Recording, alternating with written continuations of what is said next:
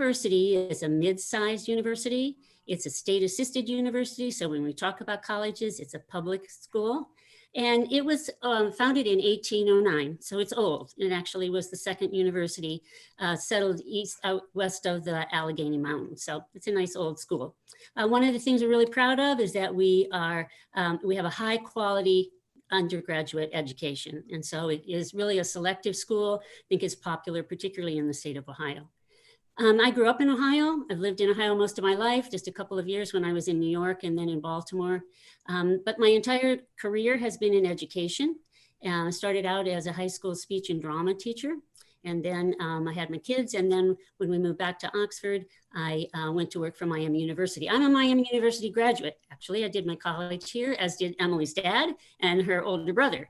And so Miami is a pretty common thing in our family. I did retire from Miami in December of 2019. So just coming up on the first anniversary of being retired. And, you know, unfortunately in the middle of the pandemic, that's a little bit of an odd way to retire since you can't do any of the things that you were hoping to do as you retired.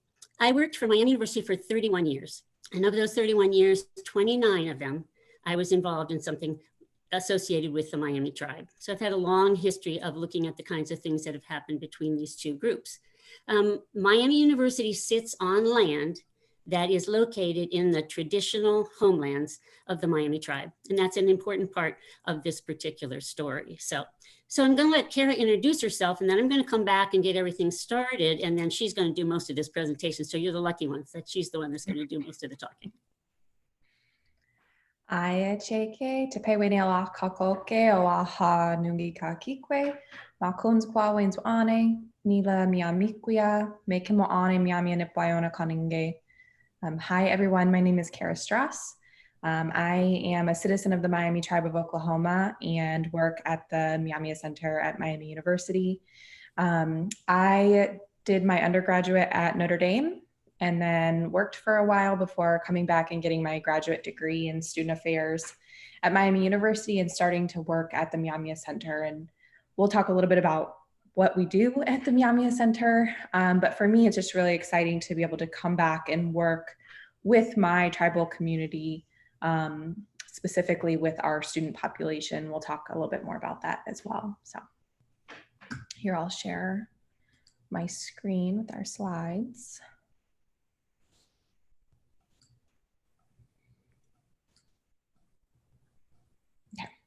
Okie dokie. So I'm just going to go ahead and get us started. So I did want to tell you that the author of your book, Dr. Rubenstein, teaches at Miami University. So I've known him for a long time. It's kind of fun always to know who the author is. And so it was special to learn that he's the one who's the author of your book. I appreciate all the prep that you've done in order to read about things before you came to talk to us. So you're going to know some of the things that we're going to mention, but hopefully we can give you a better understanding of them in depth. So this is a new image that we've just created. It's just been in the last couple of years. And I understand that you had a chance to look at several of the things about it online, including the little video that explains how it was formed. Well, think about the fact that there are a couple of things that are really special about this. And one of them is that it was created jointly by artists from both the Miami University and from the Miami tribe. The video that you watched was from the person who was the Miami University artist. And so she told you a lot about what she learned along the process, which is, if you're not a part of the Miami tribe, the learning curve is pretty steep. You have a lot to learn as you start to work with them. And so it's interesting to hear her talk about what she got out of this. And as you know, the black part of the image represents the tribe. The red part on the right represents the university, but it's that white part in the middle that's the most important. And that's where we come together. And that's the kind of collaborative work that we've been doing for a long time. And Carol will tell you a lot more about that in just a minute. So I also know that the other thing about this that's really important is that besides being jointly created, it is jointly owned. And for a university, they do not easily jointly own anything. They're usually pretty territorial about their things. And so for this to be jointly owned by the tribe and the university, that's a really unique part of it. That means that either entity can do things with it, put it in posters, put it in t-shirts, do a variety of different kinds of use of it. It just has to be approved by the other side. But that's a very, very unusual part of this relationship, as well as that particular image. So go on to the next one, Kara. I'm going to tell you just a little bit about the history, but I did want to mention that maybe you watched the video about Darrell Baldwin. And it's a good place for us to start to just talk about him so that you have a better feel for who he is. And Kara's going to give you a lot more information. But I just want to say to you that when Darrell won the MacArthur Fellowship, I think if you think about that and its importance, there isn't a Nobel Prize for the liberal arts. And so think about this particular fellowship as being like a Nobel Prize. It's a very prestigious award, and we're all very proud of it. But he's got a certain level of fame in a variety of places, but for us, he's our boss. You know, we work with him every day, we see him every day, so I don't want you to think about that any differently. That's a very important part of how we associate with things. So anyway, starting with this piece, it's going to give just a little bit of history and a little bit about how I've been involved.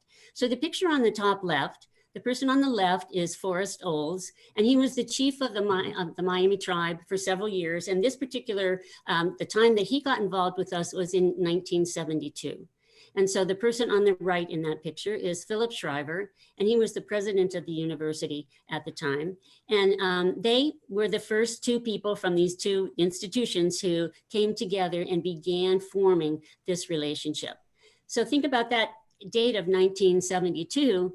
We are about to celebrate in 2022 the 50th anniversary of this relationship. It's very unique. There's not a whole lot like it in the United States. And so because of that, 50 years is a long time to be involved with anything. We're in the middle of planning for a lot of special things that will happen that year and looking forward to how we celebrate the fact that this has been going on. The second picture that you see, those three people from the middle person over to the left are the first three Myaamia students who ever entered Miami University. And that was in 1991.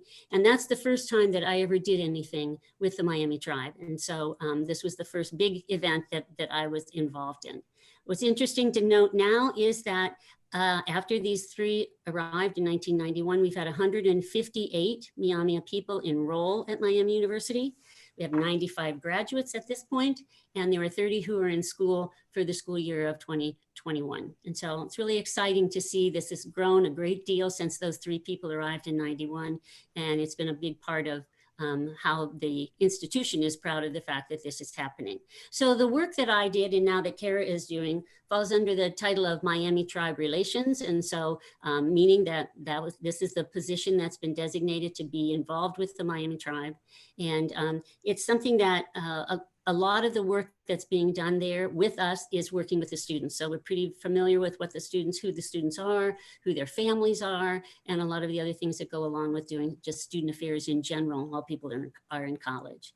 So I'm going to turn it back over to Kara so that she can do the rest of this. I did want to say thank you to her. She was very kind in putting my name on the first slide that you saw, even though this is totally a program that she has done several times here in the last couple of months. Because I retired, I don't do this so much anymore. And so it's an important part to know that she's the one who did it.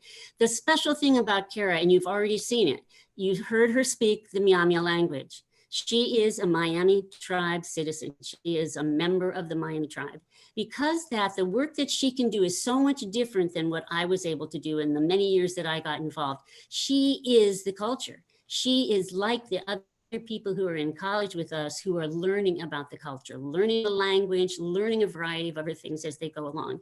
And Kara really does a wonderful job because as she's learning, she's teaching these young people who are in college. We are very fortunate that she's chosen to devote her life to doing more things for the Miami tribe. So anyway, I'm glad to introduce her to her, and she's going to take you through the rest of this program. No way. Thank you, Bobby. So I have this presentation. It has really kind of three different parts. One, I'm going to talk about the really brief history of the Miami tribe. I think it's important to understand the tribe and our history so that then we can talk about the relationship with Miami University and the work that's being done at the Myaamia Center. And then at the very end, we'll talk about language and cultural revitalization. A big portion of that being our focus at the Myaamia Center, but also things that I'm involved with within the community as well. So I like to start with this. It is a picture of a vest that is a visual depiction of our coming out story. So this is really our oldest story. It talks about Myaamia people emerging from the water. So the start of this story is, at first the Myaamia came out of the water. The place they came out was the coming out place.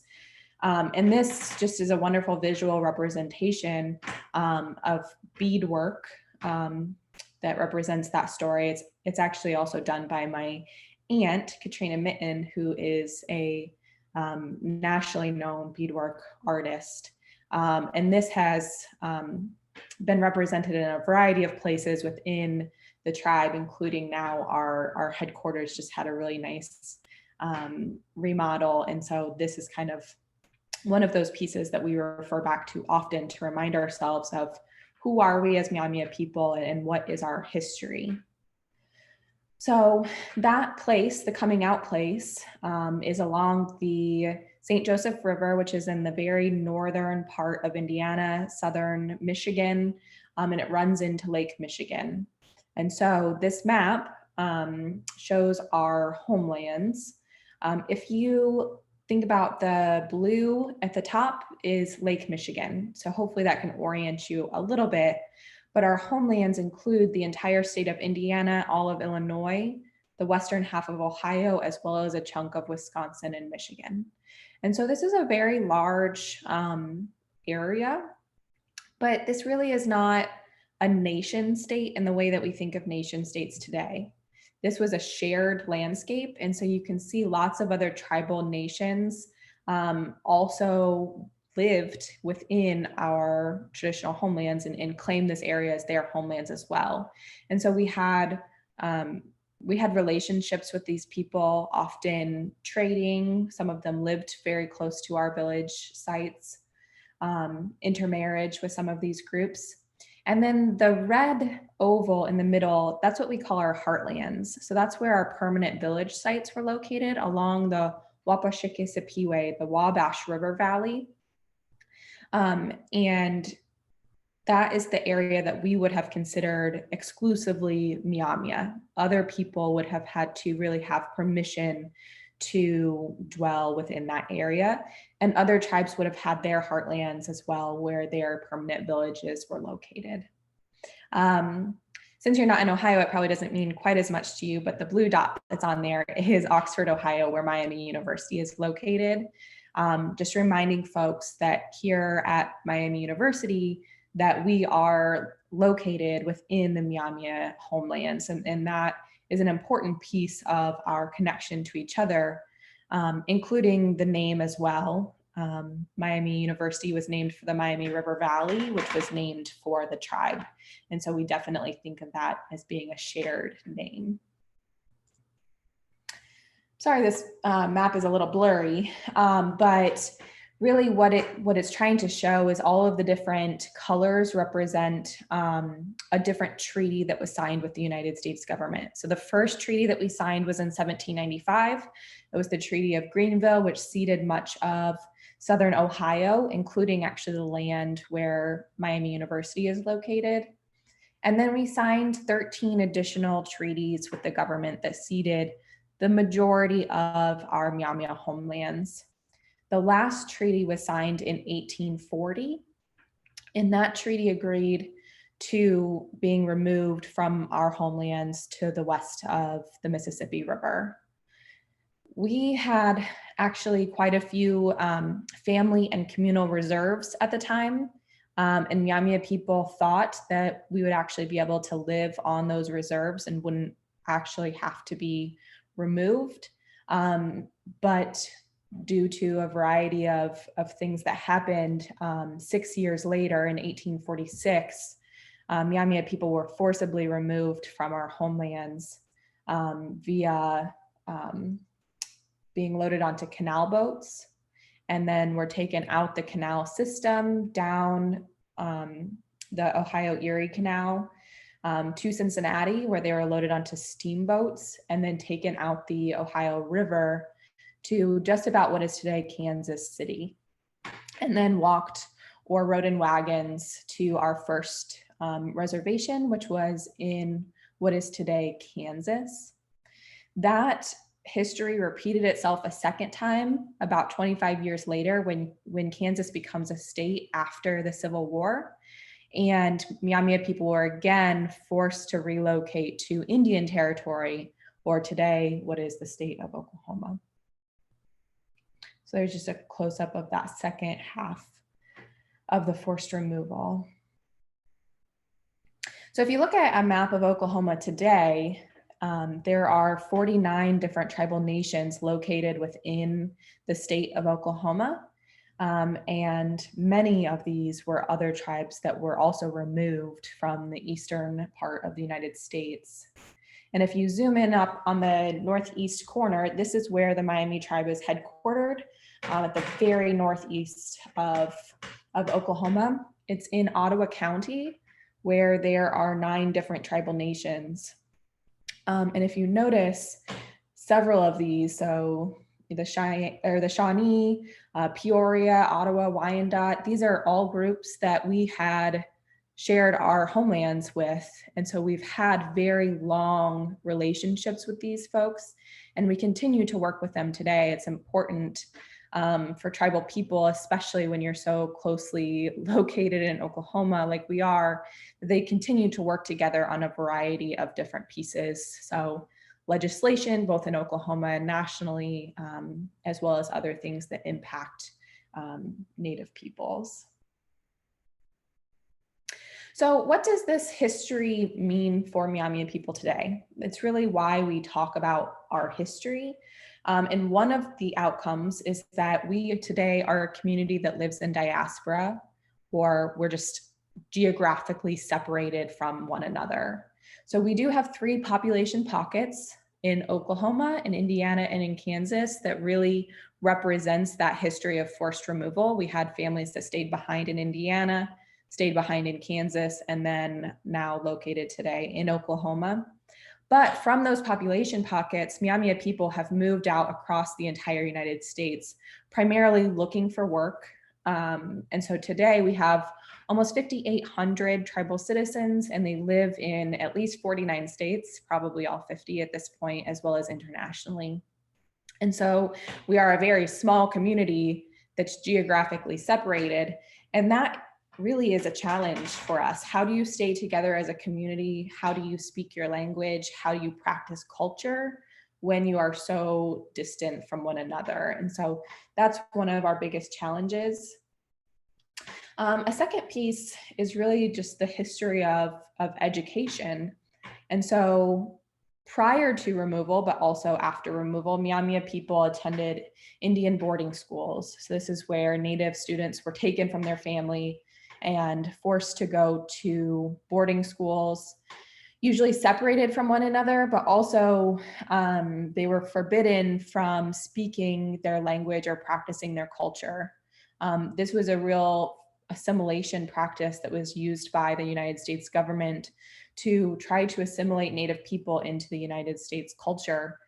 And so most of the Myaamia people that we know of that went to boarding school came back and they still spoke their language. But what happened was they didn't pass it on to their children. The United States had really enforced that it was better for them to not speak their language. And so because of this history of forced removal, of people being separated from each other, as well as assimilation practices like the boarding school, Myaamia language and culture began to decline very rapidly. And after the boarding school era, it really was cut off almost entirely in one generation. And so what that means is the Myaamia language goes silent. There are no speakers of the Myaamia language somewhere in the mid to late 20th century. And the culture followed that same route of really going into decline, and many cultural practices just not being common within the community anymore.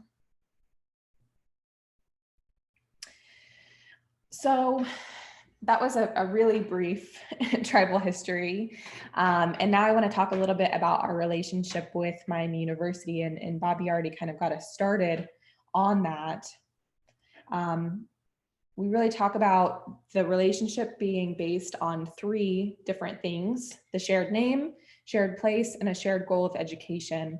And so we already talked about the first two, that shared name, Oxford being within the traditional homelands of the Myaamia people. And then that goal of education. At the beginning of this relationship prior to 1991, there was a lot of education that happened of Miami University students about the tribe. But after our Myaamia students started coming to Miami University, it was a real opportunity for them to just get a great education, but also to start learning about themselves as Myaamia people. So one of the biggest outcomes of this now almost 50-year relationship was the creation of the Myaamia Center, which was founded in 2001. And the founding director was Daryl Baldwin, who we've already talked a little bit about. And the reason why he was brought to Miami University is because he was kind of the first person who was really interested in learning about the Miami language and teaching it within his family. And so he had been working on that in his own family. He had gone and gotten a master's degree in linguistics to continue to work on this. But there was a lot of work that still needed to be done, and was actually, difficult to do. Even in Oklahoma, where the tribe is located, there's not a lot of resources to do the kind of in-depth research that needed to be done. And so the tribe approached Miami University and asked if they would be interested in starting this new project. Nobody had any idea what it might look like at the time, but Daryl came and started working on mostly language revitalization that would be used within the Miami tribe community. And so that's the one thing that's very unique about the Myaamia Center, is that all of our work is directed by the Miami tribe, and the goal of it is to give back to our tribal community. And it's, similarly to how Bobby said, it was pretty rare to have something that's trademarked by a tribe and a university. It's very unique to have anything on a university whose goal is to give back to any community other than just the university community. And that is seen through one of the agreements that we have, which says that anything that's created at the Myaamia Center is the intellectual property of the Miami Tribe of Oklahoma. And that's a really important piece of the university recognizing that that the tribe is a sovereign nation and has control over their own cultural materials. The other big outcome, as Bobby mentioned, what was the creation of the Myaamia Heritage Award, which brings Myaamia students to Miami University.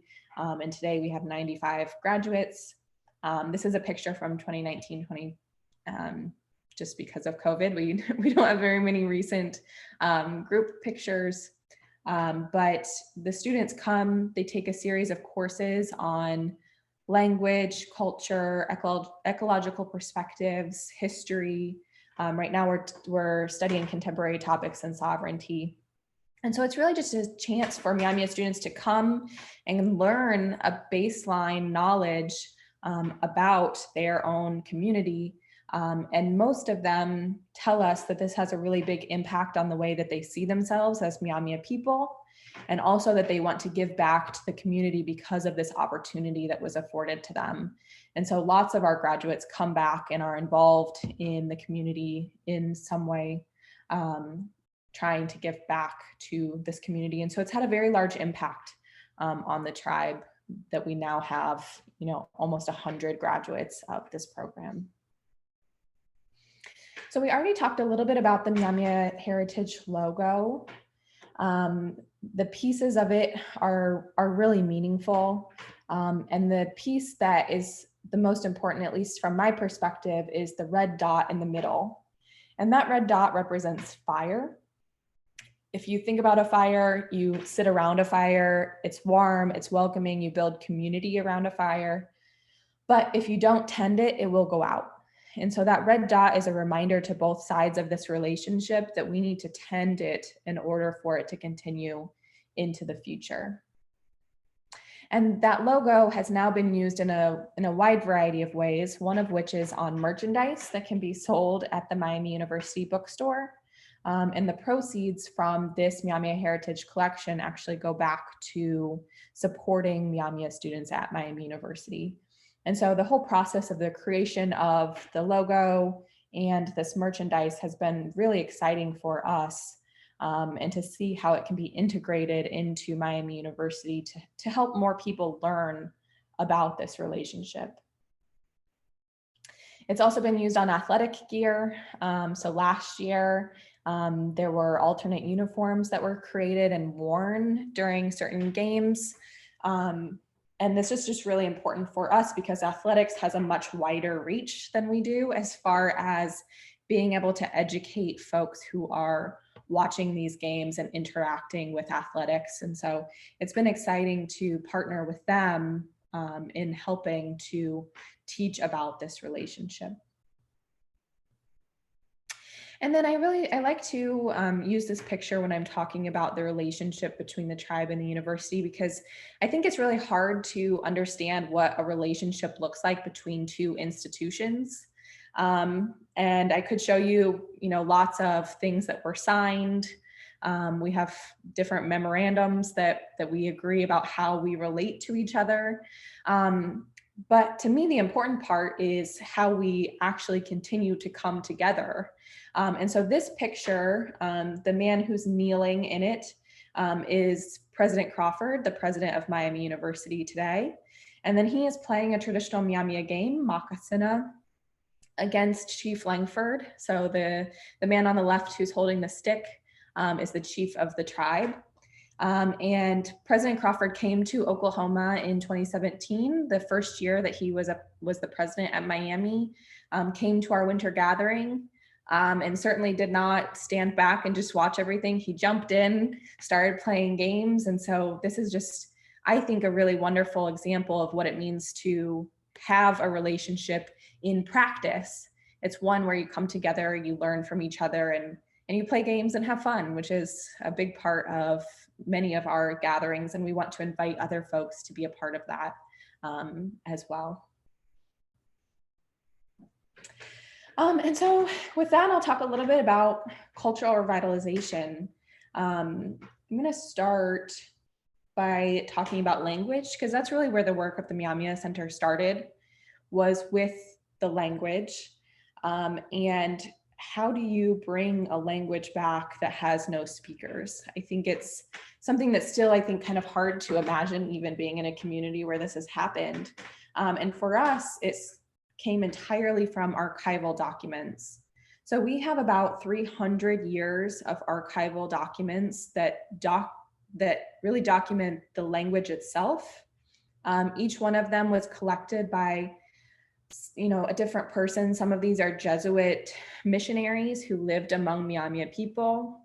Especially in the early years, they thought that the best way to convert people to Catholicism was to be able to do it in their own language. And so that was their goal, was to learn the language, be able to teach it to other missionaries. And for us, we now have those documents that we can go back and do analysis on. As we move forward in time, we start to see more linguists and anthropologists who come through. Each one of them had a different system for writing down the language. Many of them were written in French. So our documents are Myaamia to French. And for those that are in the 16 and 1700s, it's Old French. And so what does this look like in practice? So here is an example of one page of documentation from Dunn that was taken in 1909. And I think this one is actually, somewhat easy to imagine what it's like to transcribe this. So just literally type it out into the computer. And then we have people who translate this, the Myaamia, but as well as, this one is actually in English. But the earlier pages look a lot more like this. And so we have, 1,500 pages of Jesuit manuscripts that look much more similar to this than they do to that first page. And so the process has really been, it's kind of painstaking and time consuming to go in and just even transcribe or type this. And then we have somebody who actually translates the Old French for us.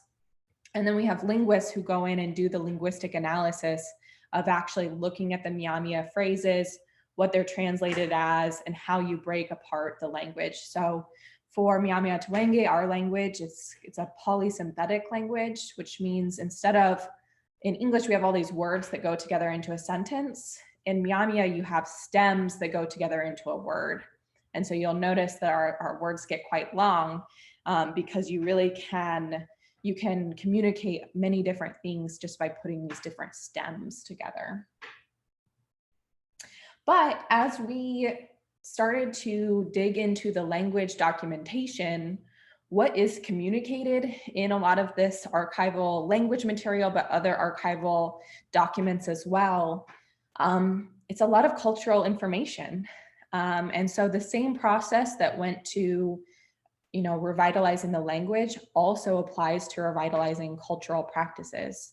So one example of that is Myaamia ribbon work. So this is a traditional Myaamia art form that, again, was the peak of the art form was about the 1830s, and it declined rapidly because of that history of forced removal.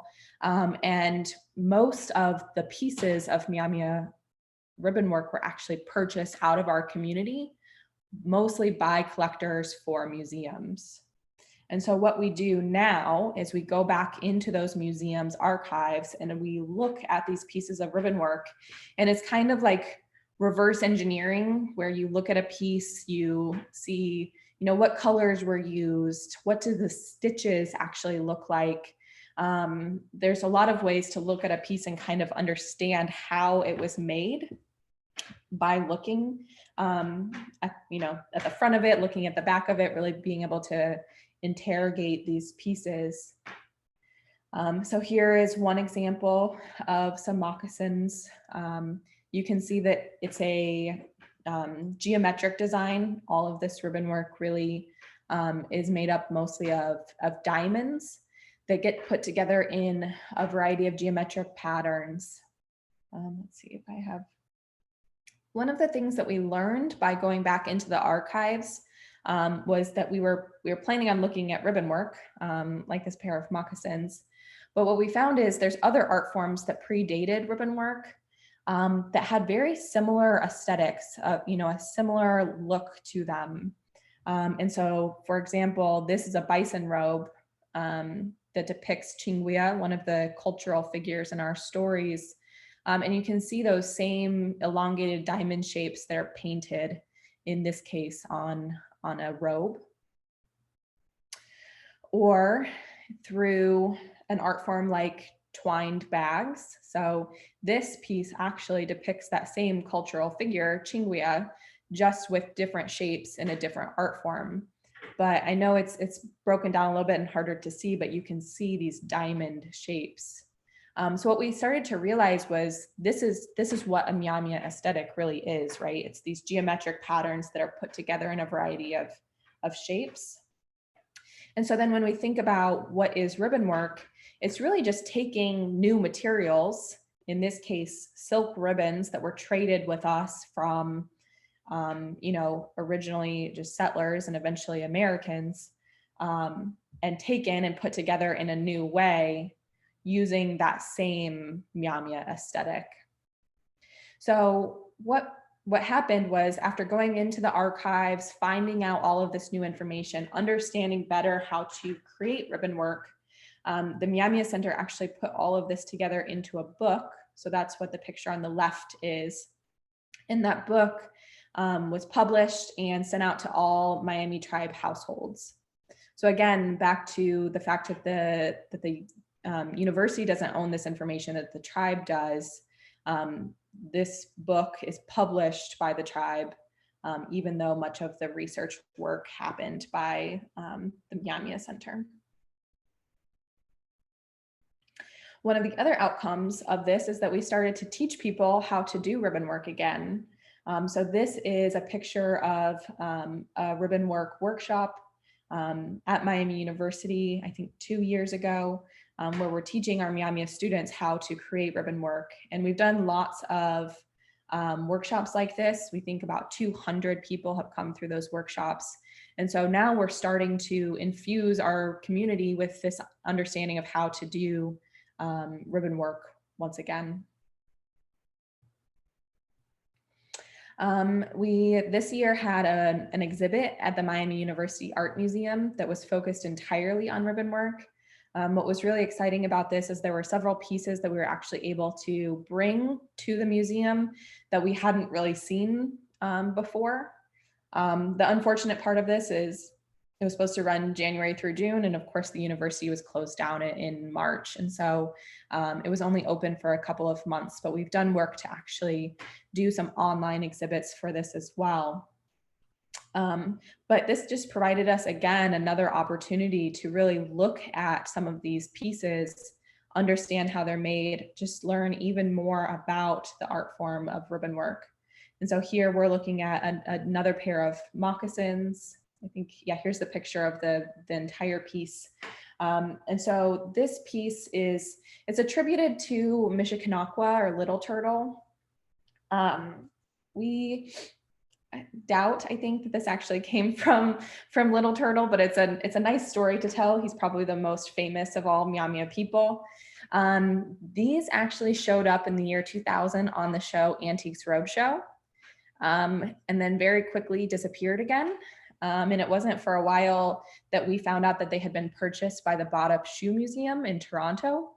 And that's where they still live today. And so these pieces were borrowed for the exhibit from the Bought-Up Shoe Museum.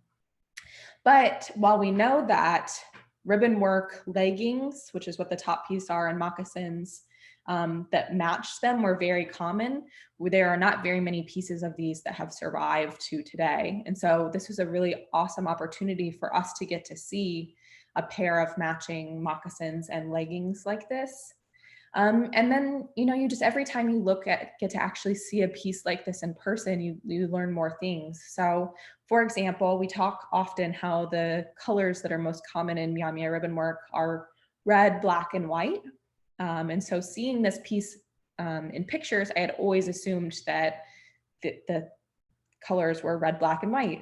But looking at them more closely, I don't know if I have a close up here, you can actually see that the white ribbons are light blue, or what we thought were white ribbons are light blue.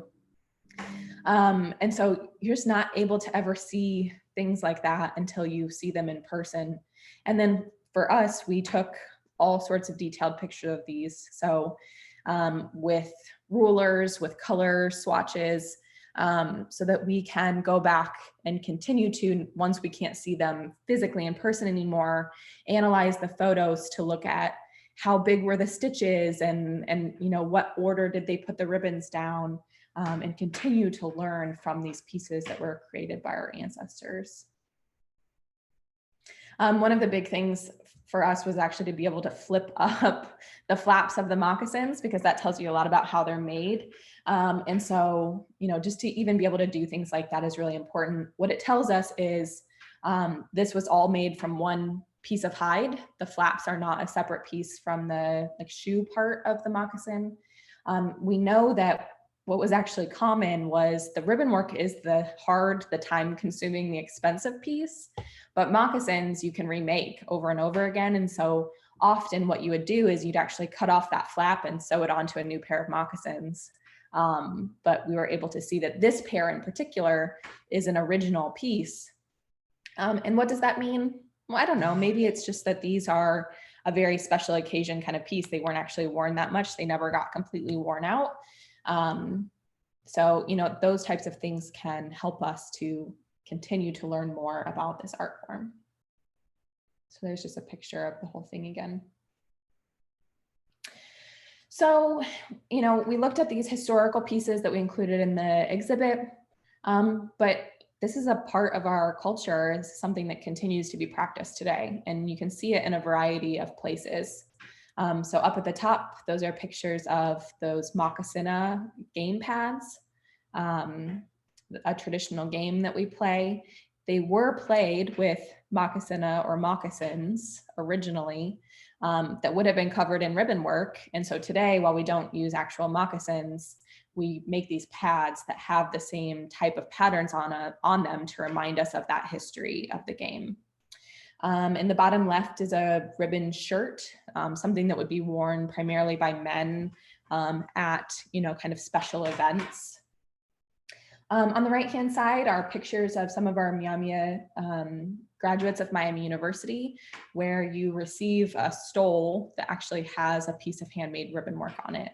So again, this art form is something that was time intensive. It was very expensive to make. And so it oftentimes would have been made for special occasions, and an entire family would come together to give one person Myaamia ribbon work for an important event. And so this again is a reminder of, we want to kind of clothe our Myaamia graduates at this important time in their life with Myaamia ribbon work. So that's a wonderful gift that all of our graduates receive. And then the last picture, the middle at the bottom there, is actually the presidential medal that the president of Miami University wears at important events. And when President Crawford came in 2016, the medal needed a new ribbon, and they asked if it could be created with Myaamia ribbon work. And so Karen Baldwin, who is actually Daryl's wife, created this piece. And I think it's just really a wonderful symbol that the medal of Miami University is held up by a piece of traditional Myaamia art, which is, I think it's just a wonderful symbol of that ongoing relationship. And then I know Bobby is excited that I included this picture. This whole process that I've talked about within our community of learning how to do ribbon work is paralleled in my own life. I went through a Myaamia workshop several years ago where I learned how to create ribbon work, and have just been trying to increase my own skill at this art form. And so this past year, I created this set of moccasin pads that went into our community art show, and I ended up winning Best in Show at that art show. And so it was just a really exciting time for me to be able to share this art form, a traditional Myaamia art form, and then have it be, seen as something that was, well done within our community. So that was really exciting. And that is the end of my official presentation. So Kochimatawe, I hope you guys have some questions to ask us, and I will stop sharing my screen. Thank you so much. That was awesome. Incredibly informative. Obviously, this is our time. If you guys have any questions, let's go. Yeah, Blake? I know there's language classes in the college itself, but has that spread to where the tribes are located as well? Yeah. So language, we try to infuse it in as much of our community programming as we can. And so while there's not official classes that are taught through, whenever we're getting together and doing things together, we're always trying to teach language. The biggest example of that is that we have summer youth camps. So we have a week-long camp in Oklahoma and a week-long camp in Indiana for students aged 6 to 16. And that is where we do the primary language teaching with our youth outside of Miami University. But it's not just a language camp, it's really, students are learning all about Myaamia history, language, culture, art forms, all of those things, but language is infused throughout. So it's interesting because then what that means is when students get to Miami University, some of them come having never heard the language before, and others come having come through these summer youth programs. And so everybody's at a different level, which makes it a challenge for teaching, but is also an exciting opportunity for our students to help each other with their language learning. And that it's some of these students that come in with a higher language ability that help teach the students who haven't learned quite as much. And so, yeah, we're not as we're not as concerned with the idea of fluency as much as we are with infusing the language in as many places as we can, and wanting it to be usable language rather than focusing on like vocabulary or those types of things. Kara mentioned about how new words are created. Yeah, so like I said, the Myaamia language is polysynthetic, so it has all of these different stems, but you can put the stems together in new ways to create new words. And so when somebody asks for a word, because obviously there's lots of things that we use every day that we want to be able to talk about, that there are no words in Myaamia. So for example,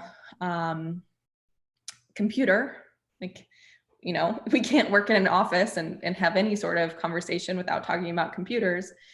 There is no Myaamia word for computer. And so how do you go about creating a new word?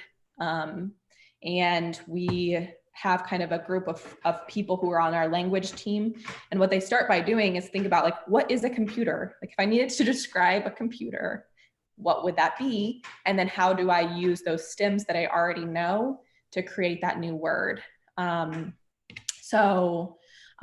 the word for computer in Myaamia actually means the thing that thinks fast. And so that's how we kind of do this new word creation. And that happens all the time. So our students on campus want to be able to talk about their life. And if they want to be able to do that, they need to talk about residence halls and a dining hall and a rec center. And so we now have words for all of those things. And then one of the things that happened really recently, which was kind of surprising and fun, was we were contacted by Nickelodeon that they wanted to create some SpongeBob memes that were translated into native languages.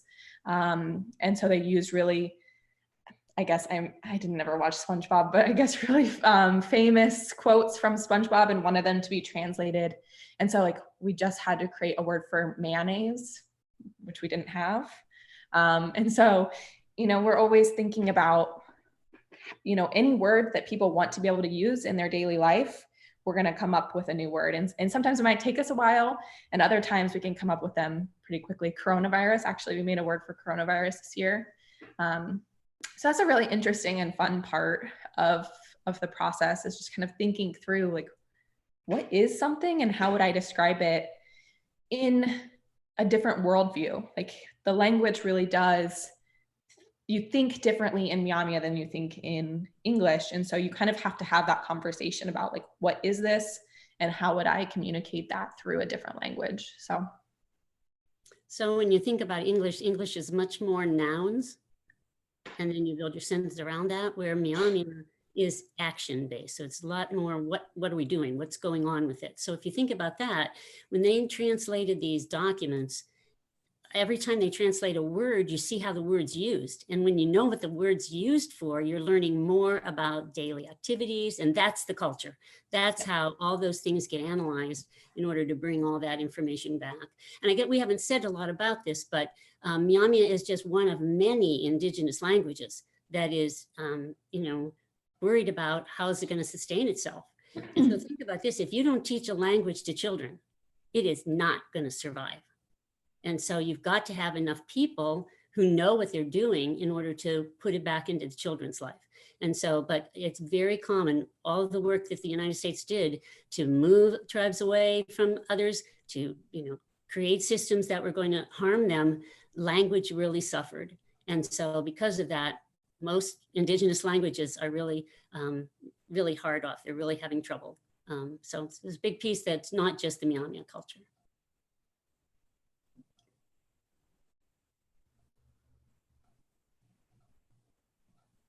Tyler, go for it. All right. In the language, is there like some sort of form of conjugation or any like those weird like features that other languages have? yes. So let's see. There's I am not a linguist, and I'm actually really bad at linguistics, but yes, so you definitely conjugate into, you know, like I, you, he, she, we forms. And then similarly, you know, the way that we can actually talk about a language in English is through those normal linguistic kind of things, like is it animate, inanimate, transitive, All of those things apply in Myaamia. Some of the things that are different is tenses are different. So we don't have a past tense. So it's all through context. And even future tense is not conjugated. We actually have a future marker word that you would just add to a sentence to talk about something in the future tense. And so there are lots of things about it that, we use normal linguistic kind of analysis to look at. But there are a lot of things that just don't line up with English, right? What it does align much more closely with is Myaamia is an Algonquian language. And there's lots of other tribal languages in the Algonquian family. So if you talk about like Ojibwe is another Algonquian language, and Ojibwe is a language that has been continued to be passed down.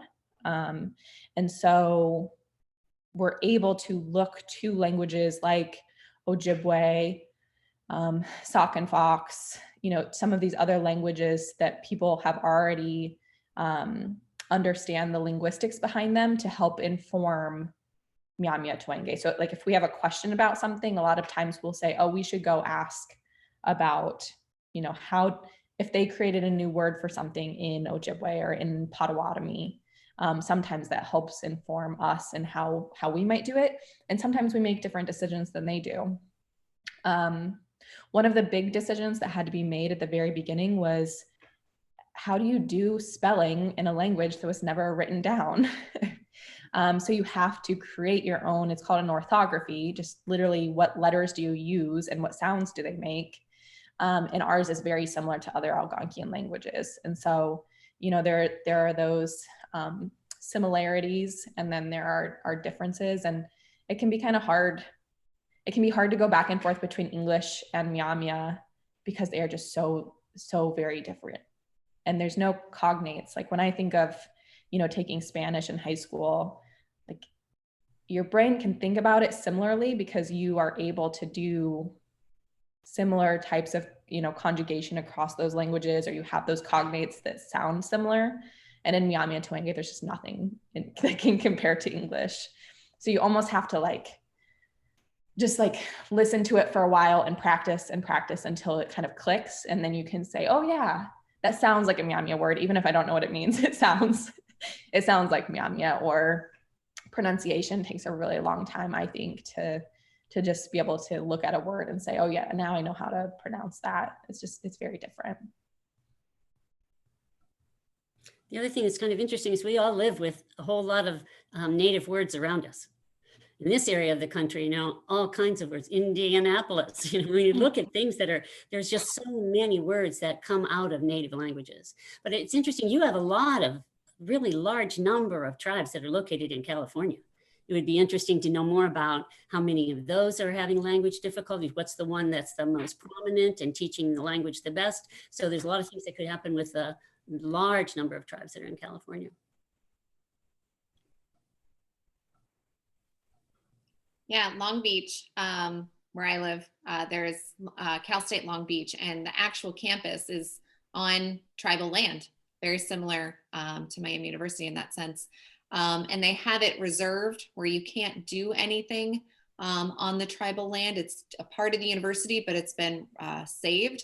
But, I would love to, now that this is all happening, I would really like to think about what that university is doing in terms of connecting out to the tribe. Are there any connections? Are they also, promoting this with students to come to this university? We want to appreciate you. We want to, have this cultural revitalization, which I don't think is happening. You guys are, again, the pioneers in this industry of really making this a priority of connecting the university with the tribe, and recognizing that, not one is the end all be all, but it does need to be, as you say, the fire, it needs to be tended, that this relationship is important. Are there any other universities that are doing similar work, or any other programs, or, anything else out there that we might not know of that is still happening? We don't know of anything that is quite like this relationship that we have.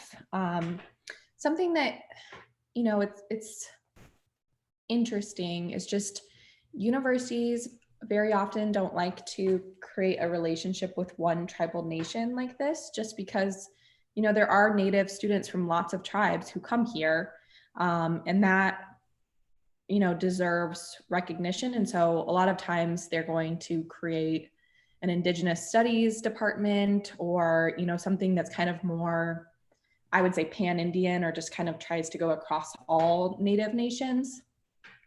And that is definitely worthwhile and can have a lot of positive impacts.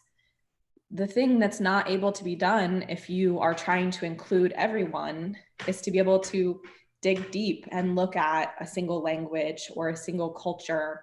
And so I think that's what's so unique about us, is that, you know, we are able to do this language and cultural revitalization because we have this relationship between the tribe and the university. And I think that the name has gone a long way in that connection, just because it feels so obvious, right? Like the university shares our tribal name, and therefore there's a unique connection. You know, the Shawnee also claim Oxford as their traditional homelands. And so we do work with the Shawnee as well. It's just not to the same extent. So, you know, I think there's different ways of looking at how to create partnerships and to look at Indigenous issues. And we haven't seen anybody else that's doing something that's quite like this. That's not to say that there are universities who, you know, offer scholarships to nations that, you know, are you know, their homelands are where the university is located. We just don't know of any that kind of have created such a large and robust relationship, and especially not one where the university is focused on something that gives back to the tribal nation, rather than maybe just scholarships or something like that. I think Kara said it though, that it didn't start out with this kind of ending. And so it just kind of grew organically, which is an interesting way that it all happened. And I think other places say, how'd you do this? You know, because they might be interested in trying to do it themselves from other college or universities. Then they get really discouraged because it's been 50 years. You know, they don't have 50 years to start and make something happen that they can really see. And so I think that's the part that's really unique about this, is that it's over a long period of time. It's happened really slowly. And now it's so intentional because Daryl is such a good thinker and really knows exactly where he's trying to go. Lots of other people involved from Miami University who are taking it into different disciplines within the university. But again, like Kara said, we're really at an advantage because we're only dealing with one language. If you're talking about the University of Chicago, you're talking about a lot of different tribes that go to the University of Chicago. Oxford, Ohio is this tiny little burg of a place. Without the university, it's like 6,000 or 7,000 people. And so there's nothing native here. It's not like you find powwows or other kinds of things that Native people, if you grew up in a Native community, might want that to be a part of what they do when they go to college. So it's not the kind of a place that would be attractive, because you don't have any groups of people that are the same who want to do the same things. That's why we're lucky. This small cohort of Myaamia people makes it possible to let Myaamia things happen, and that draws other people in.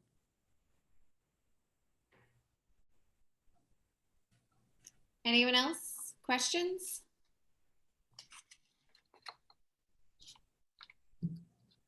Yeah, Tatum. Like back to the language you're talking about, are the letters or like characters like similar to English, or is it something way different?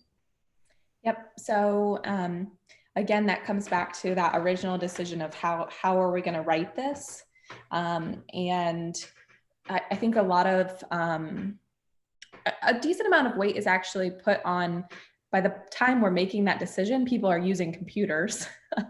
So being able to actually type the language and write it in normal characters is actually, you know, kind of important.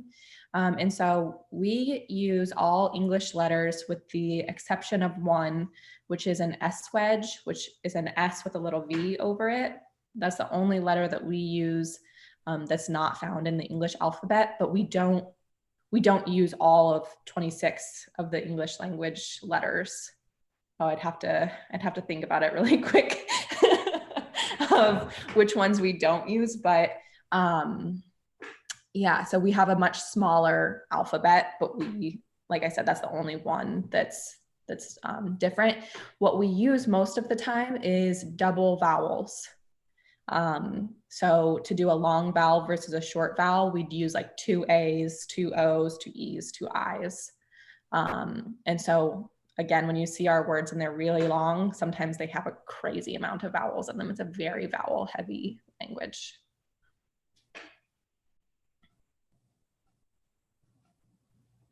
Anything else? Yeah, Sydney? How did you become so passionate about this? It's a big question. So for me, I grew up in a family where I always knew a lot about I won't even say Miami, my Myaamia identity, because when I was growing up, that's really all I knew. I didn't know the language. I didn't know songs or games or art forms or any of those things. But what I did know is I have a grandmother who's very involved, very well respected in the community, and has been, she learned a lot from her family. So I knew who my family is. I grew up in Indiana on our traditional homelands. So where I grew up is actually the last capital of the nation prior to removal. So I had those connections to people, to places. And I think it was just always an important part of my identity growing up. When I went to college at Notre Dame, there were not very many Native people there, but I chose to surround myself with them, get involved with the Native American Student Association. And I tell people, I think that's when I started to come to understand my identity as a Native American person, but there was not anything there that was specifically Myaamia, right? Like I had friends who were Navajo and Oneida and, from all of these nations across the United States. But I think what that made me realize was I was missing that piece, that I wanted to know more about my tribal nation. And my sister went to Miami University for her undergrad. And so she was able to take part in all of these things and learn the language and be involved. And so I knew that I wanted to do that. And the question is just how. And so as I was trying to figure out what that would look like, started talking with the Myaamia Center and just, thinking about what that might look like, which led to going back to graduate school. And so, a lot of this has just been learning as part of the job. I hear my colleagues give presentations similar to the one that I gave you, and every time I learn something new, right? Which is kind of amazing because we give a lot of presentations. But so it's really about this being an important part of who I am, and feeling like if we are going to survive and continue to be a tribal nation, that we need to come together as a community, and that a lot of that has to do with our cultural identity, right? And so everything that I can do to learn about that culture and help teach others is an important part of that process. So I know you probably meant your question to be for Kara, but I do want to mention that I'm not a blood relative of these folks. But, there are times that you get involved in something and it becomes so interesting. You're learning so much that you become passionate as you go along. And that's really my story. The Myaamia people are wonderfully hospitable and welcoming. And they can make you feel so very special. That's part of why this makes this easy from a university's perspective. Anybody who goes to Oklahoma and participates in any event that the Miami tribe is doing, they all come away and say exactly the same thing. They are. You're muted. Muted yourself, Bobby. Feed us enormous amounts of food, and they just take such good care of you. They make you feel really welcome. And so I think that along the way, for me, this is professional, but it's very personal, very involved, very much a part of what's going on. And I hope you can find something like that in your life where the passion of what you want to do on a professional level is also good for you personally. It's really a nice way to do it.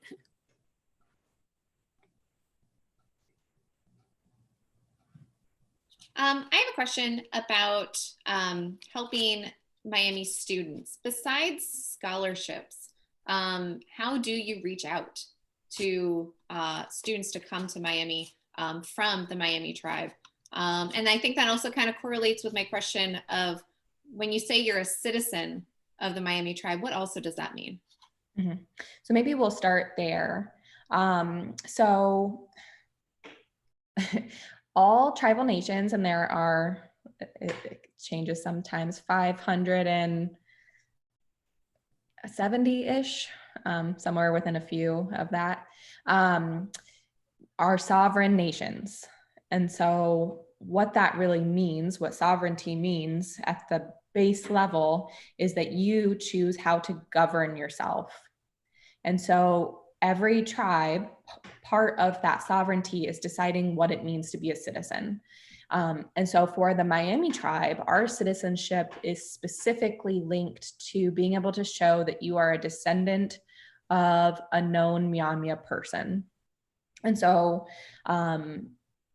if you don't have any direct family that's already a citizen of the tribe, what you show is you link back to a person who's on a roll. So at the time of forced removal and at the time of the treaty making process, all Myaamia people's names were written down.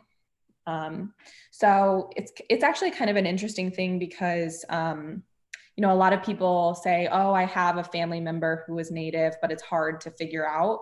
At least for tribes who went through removal, it's really not that hard to figure out. Everyone's name was written down.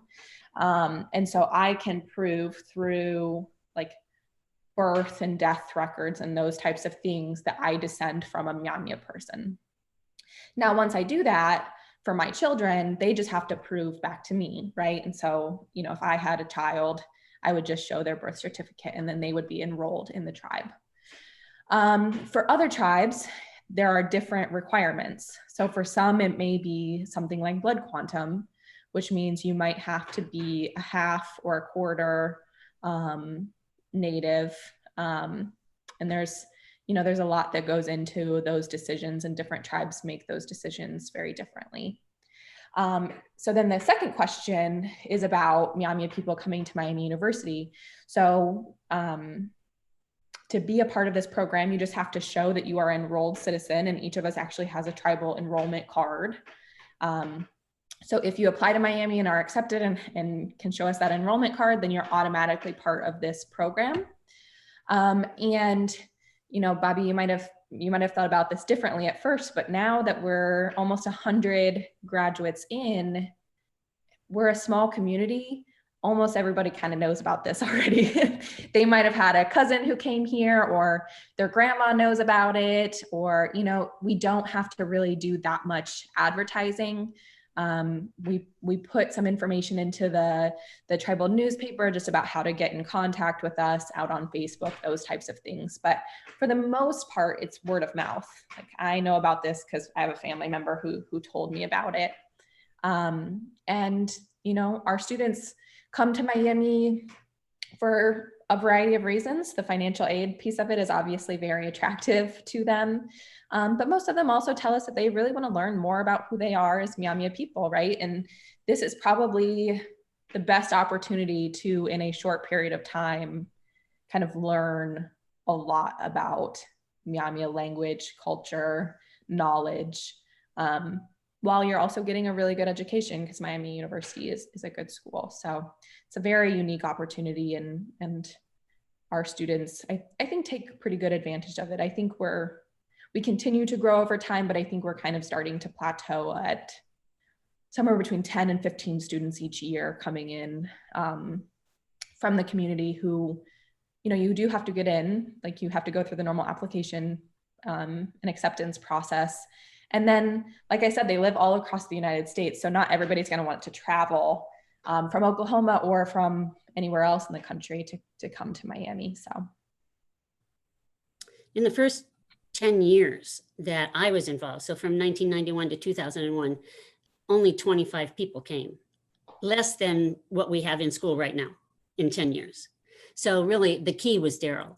When Daryl came and things started to happen, then there were things happening here that were vitally important to the Myaamia tribe. And then the Myaamia tribe started just telling more people. You know, we have a lot of families that they have 4 kids, 3 of them graduated from here. We have a family that had 7 kids, 6 of them came to school here. So then you see it's a family decision. It's something that the family values, and that becomes a piece of, we don't recruit. We do not recruit like you would a normal recruiting process. It just doesn't have to happen because there's a limit to what we really want. We don't really want 75 students in school at the same time because we don't have enough staff to take care of them like that. And so the numbers are really good right now. They may get out of control before too long, but right now they're in pretty good shape. And so, you know, we're just really lucky in that it hasn't had to beat the path. After the first 10 years, it did. Before then, we were looking for people.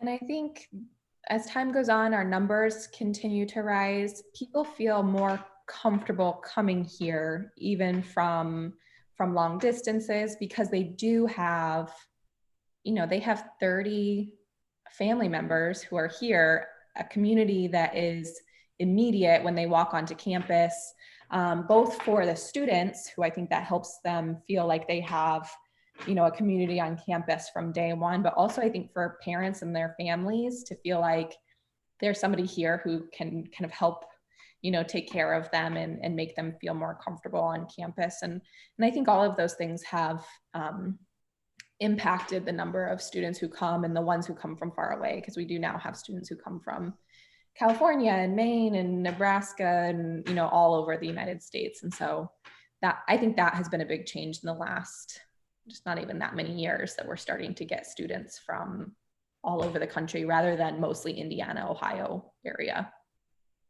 I guess the one thing we haven't really said is they're all related to each other. Yeah.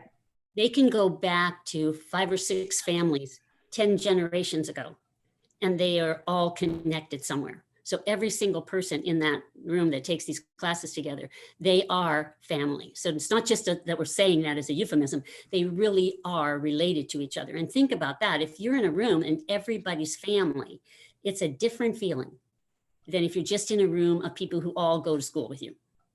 And so it's a really unique setup that works to advantage, that's for sure. Yeah, you're right. I hadn't thought about it that way. It does. It changes your perspective on it. That's amazing. Yeah. Well, thank you so much for coming. This was so amazing. Can we just give like a quick shake of hands as a thank you for preparing this, for coming in to talking with us with the time change and all of that. It was just so wonderful to hear from you guys specifically, and rather than just read it obviously in our textbook for that short tiny little excerpt that I sent you. So thank you so much. Everyone else, class is over in 2 minutes. I'm going to send an email to you guys just to recap today for a little bit and give you one slight little small task before tomorrow. It'll be easy, I promise. So look out for that email in the next couple of minutes. But otherwise, thank you so much, Bobby. Thank you so much, Kara. Thanks for inviting us, Emily. See ya. Okay. Thank you. I'll see you, the rest of you, tomorrow. Thank you. Thank you. Thank you.